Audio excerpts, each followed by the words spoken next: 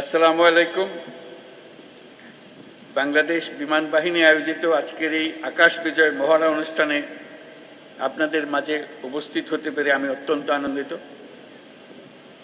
এই মহড়া কেবল একটি সাময়িক অনুশীলনই নয়, এটি আমাদের সার্বভৌমত্ব রক্ষায় বিমান বাহিনীর পেশাদারিত্ব এবং দক্ষতার পরিচয় বহন করে। আমি এই মহড়ায় অংশগ্রহণকারী সকল সদস্যকে তাদের নিষ্ঠা, শৃঙ্খলা এবং পেশাগত উৎকর্ষের জন্য আন্তরিক ধন্যবাদ জানাচ্ছি। এই গৌরবময় মুহূর্তে আমি গভীর শ্রদ্ধার সঙ্গে স্মরণ করছি ৭১ সালের মহান মুক্তিযুদ্ধে আত্মদানকারী শহীদদের, বিশেষ করে বাংলাদেশ বিমান বাহিনীর অকুতোভয় সদস্যদের। তাদের রক্তের বিনিময়ে অর্জিত স্বাধীনতা আমাদের জাতিসত্তার মূল ভিত্তি। এর সঙ্গে স্মরণ করছি ২০২৪ সালের জুলাই আগস্ট আন্দোলনে নিহত ও শহীদ সকল শিক্ষার্থী, তরুণ তরুণী এবং সাধারণ জনগণকে, যারা দেশের অধিকারের প্রশ্নে জীবন ও রক্ত দিয়ে তাদের অবস্থান স্পষ্ট করেছেন। ৭১ সালের ২৮শে সেপ্টেম্বর বিপুল প্রতিকূলতা সত্ত্বেও একটি অটার বিমান, একটি এলিওয়েট হেলিকপ্টার, একটি ডেকোটা বিমান সহ ৫৭ জন সদস্য নিয়ে জন্ম নিয়েছিল কিলো ফ্লাইট, যা বাংলাদেশ বিমান বাহিনীর নিউক্লিয়াস হিসেবে চিরস্মরণীয় হয়ে থাকবে। যার নামের আদ্যক্ষর দিয়ে এই কিলো ফ্লাইটের নাম করা হয়েছিল, সেই জীবন্ত কিংবদন্তি এবং মুক্তিবাহিনীর ডেপুটি চিফ অফ স্টাফ বীরোত্তম এয়ার ভাইস মার্শাল এ.কে খন্দকারের নামানুসারে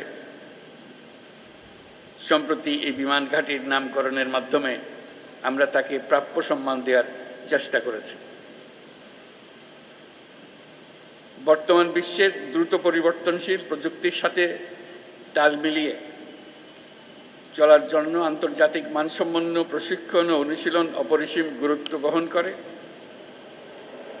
এই প্রেক্ষাপটে বাংলাদেশ বিমান বাহিনীর সদস্যগণ নিয়মিতভাবে বহুমাত্রিক প্রশিক্ষণ কার্যক্রম ও অনুশীলনে অংশগ্রহণের মাধ্যমে নিজেদের জ্ঞান ও দক্ষতাকে যুগোপযোগী করতে সদা সচেষ্ট রয়েছে, যা এই মহড়ার মাধ্যমে আমাদের কাছে স্পষ্ট হয়েছে। দেশের সার্বভৌমত্ব ও স্বাধীনতার প্রতি যে কোনো চ্যালেঞ্জ মোকাবেলায় একটি আধুনিক ও সদাপ্রস্তুত বিমান বাহিনী গড়ে তোলার লক্ষ্যে আমাদের প্রচেষ্টা অব্যাহত থাকবে। বাংলাদেশ বিমান বাহিনী সময়োপযোগী পরিকল্পনা ও দূরদর্শী নেতৃত্বের মাধ্যমে সমসাময়িক ভূ রাজনৈতিক পরিস্থিতি ও কার্যকর আকাশ প্রতিরক্ষার পাশাপাশি বিস্তীর্ণ সমুদ্র এলাকায় নিশ্চিদ্র নিরাপত্তা প্রদানের লক্ষ্যে কাজ করে যাচ্ছে। আমি জেনে খুশি হয়েছি যে বাংলাদেশ বিমান বাহিনী দেশীয় প্রযুক্তি ব্যবহার করে স্বয়ংসম্পূর্ণভাবে বেসিক ট্রেনের বিমান আনম্যান্ড এরিয়াল ভেহিকল তৈরি করেছে, যা বিমান বাহিনীর উদ্ভাবনী সক্ষমতা, আত্মনির্ভরতার প্রতীক। বিমান বাহিনীতে ভবিষ্যতে অত্যাধুনিক যুদ্ধ বিমান, হেলিকপ্টার, পরিবহন বিমান, radar, surface to air missile, UAV সংযোজনের জন্য সরকার বিমান বাহিনীকে সর্বোত্তম সহযোগিতা প্রদান করবে।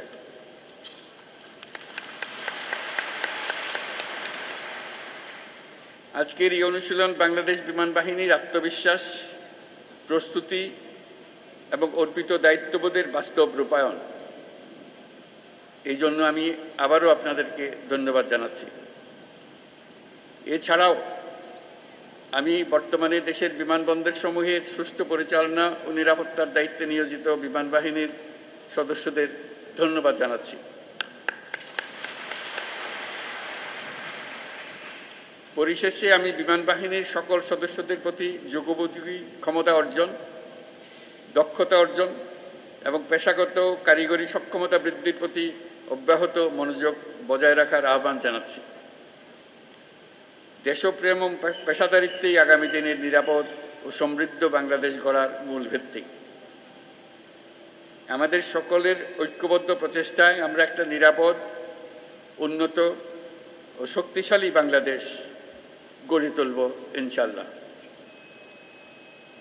আপনাদের প্রতি জাতির আস্থা ও ভালোবাসা অটুট থাকুক, এই কামনা করে আমার বক্তব্য শেষ করছি।